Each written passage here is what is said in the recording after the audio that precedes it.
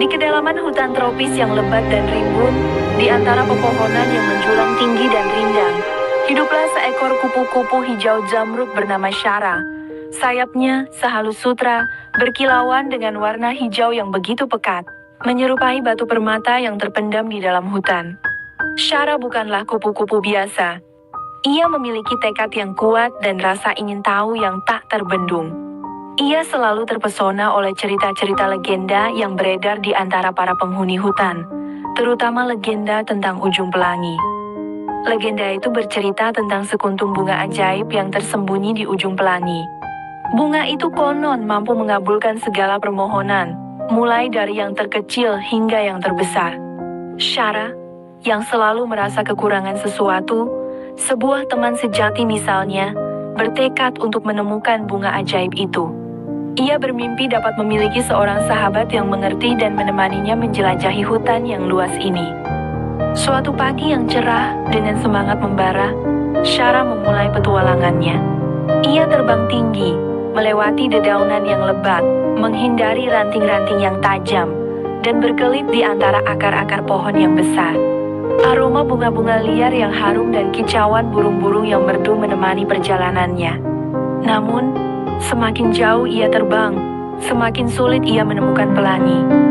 Hari berganti hari, minggu berganti minggu, Shara menjelajahi seluruh penjuru hutan.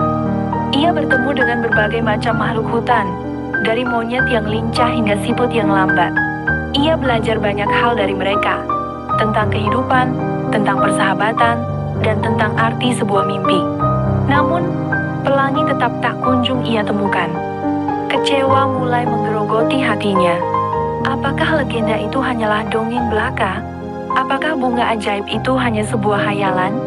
Shara merasa lelah dan putus asa.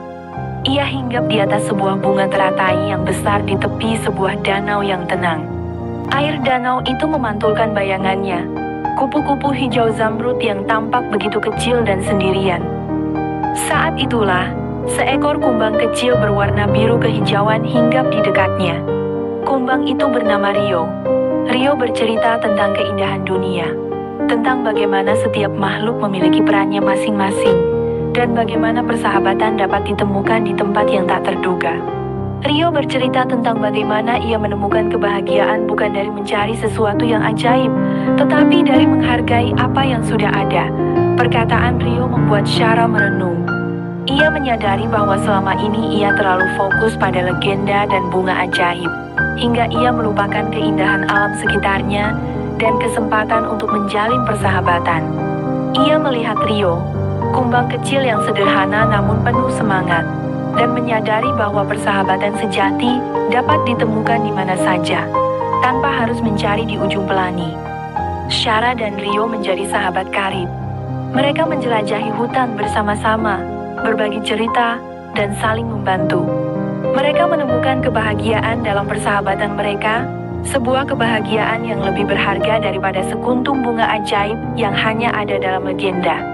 Shara akhirnya mengerti bahwa pelangi memang hanya bias cahaya yang tak bisa disentuh. Namun keindahan dan persahabatan yang ia temukan jauh lebih nyata dan abadi daripada sebuah legenda. Dan itu, baginya, adalah keajaiban yang sesungguhnya.